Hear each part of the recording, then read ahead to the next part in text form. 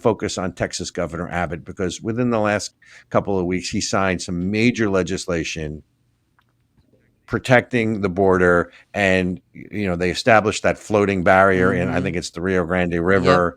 Yep. And now the Biden administration is suing Texas. Yep. That's right. Yeah. That's right. They want to sue over Operation Lone Star. So this is where basically Governor Abbott and the Texas legislature has said, you know what? If the federal government is not going to protect our borders, if you're not going to protect Texas and American sovereignty, then we're going to. And so, yeah, they're suing, trying to make them take this floating border barrier out of the Rio Grande. Right. Yep. Right. Yeah, there's an article I'm reading. A Biden administration sues Texas over floating border barriers used to repel migrants. So, again, it comes down to states' rights to protect their own borders versus the federal government. Yep. Right. And the federal government is using the ability to regulate bodies of water and what you can do in a body of water as a means to circumvent the will of the people of Texas. Well, and am I getting that right? well, that's what, one of the criticisms that we've had, particularly Benjamin and I did a mini documentary last year. We went to Del Rio and highlighted the fact that the border barrier, which is basically just a chain link fence with a bunch of holes in it, is actually, 30 or 50 yards away from the Rio Grande River. So by the time you're already in America, by the time there's a border. And so the complaint is that this border barrier and the razor wire that they've put on the Rio Grande, and that they're paying to folks who have land on the Rio Grande River, they're saying, oh, it's endangering migrants. Okay. So notice again the conflation of illegal aliens, illegal immigrants with migrants, right? Well, here's the deal. If you want to say that we're worried about the protection of asylum seekers or migrants, then why aren't they going to the border crossing where they should be going rather than crossing the Rio Grande River? I mean, that just, so. And by the way, let me add something to that. What most people don't know, right? The Border Patrol now has an online application. Yeah. Which, if you really want to come into the country legally, and frankly, most of the illegals are using that application anyway, where there's really no security check. That's correct. Right. So Customs and Border, like CBP, Customs Border Patrol, right, has an application. Folks, don't believe me, as usual, look it up. So this is, again, a political agenda trying to circumvent a state because I think the Biden administration, what did he promise Spain and Mexico? 14 million immigrants or people would immigrate from Hispanic countries during his 4 years of administration. Wow. Right? Oh yeah. Well, that's. Oh, you didn't catch it? Don't you remember that one? That doesn't surprise me.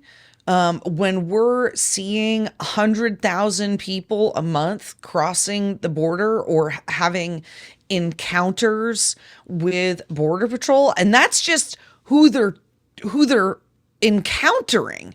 That's the number of people that they are picking up, that they're catching, or that they're exactly. Right. And so that's not even who's getting across the river illegally unobstructed. So a friend of mine who is in Customs and Border Patrol, right? And I have lots of friends in high places, right?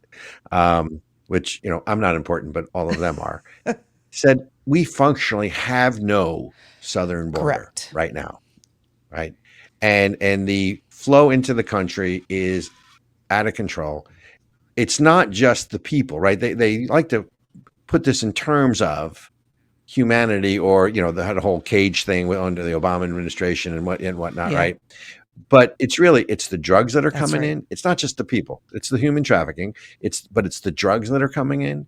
It's the cartels that, the minute you say the word terrorist, people go, oh, there you go. You're a conspiracy theorist. But if you're letting people in without checking and you don't know where they are when they're in here, right?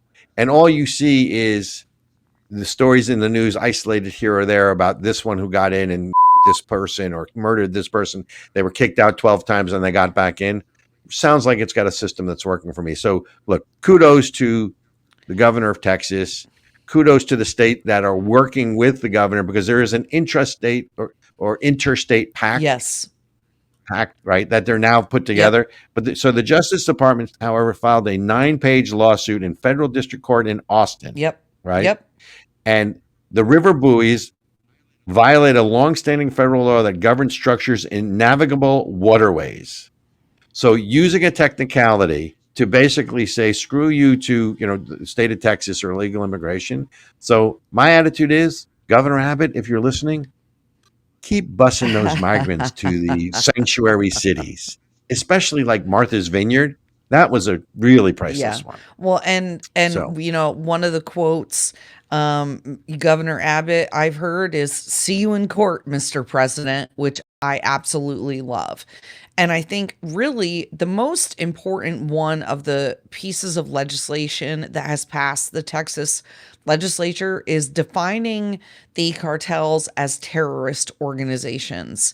And, I'm always cautious about giving too much power to the police state or too much power to law enforcement because, I'm one of these, this is where my libertarian hackles kind of stand up and I go, ugh, I want to be careful. Wait a minute. But wait a minute. In today's day, look, I can appreciate libertarian tendencies, right? My attitude is, I don't want the government telling me what to do. Leave me alone. Right? If the government leaves me alone, I'll leave them alone. Right. But in today's state, are you really lamenting and are you really concerned with too much power in law enforcement? So this is what I'm saying. So these are things that tend to concern me. So I always want there to be an opportunity to reconsider these things later on.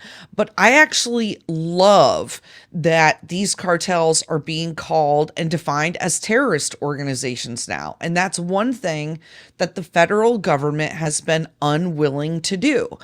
And when I have like you said, I have family in Border Patrol. And when I hear stories like, and this, there has been a humanitarian crisis on our border for years. And they've just, that was. Thank you, President Obama.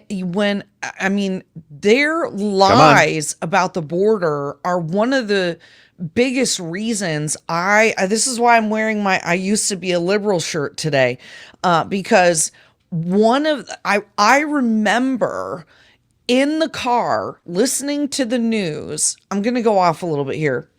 I was listening. Listening to the news say, "Oh, there's no crisis at the border.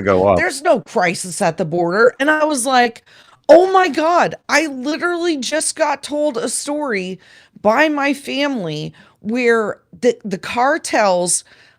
So what? If you don't live in Texas or a border state, a lot of people don't realize it's traditionally a very porous border. Okay. So people do work, and I don't mean in a bad way. Like, there's border crossings, people come across to work, people go to school. It's very much a blended community in a lot of places along the Texas-Mexico border. And so when you hear about the cartel just coming across and mowing down hundreds of women and children and men just getting ready to cross the border to go to work and go to school and get stuff done. These are terrorists. And wait a minute. Let me interrupt you. I have not heard of an incident where on the Mexican side of the border, where there were people getting ready to cross the border that were mowed down or gunned down or murdered by the cartels. So you're telling me that that's happened? I'm not telling you that that's not truthful. But if I haven't heard of it, I guarantee you 99% of America hasn't heard of it, and I have not heard that. Exactly. And that was why when I'm listening to NPR lie to the American people and say Donald Trump is a racist and there's no crisis at the border, and I'm like, I just heard a story literally last week where hundreds of people were murdered by the drug cartels just because they do it as a way to try to control people and manipulate the government, manipulate the people into going along with things. There was story after story that's not covered by the mainstream media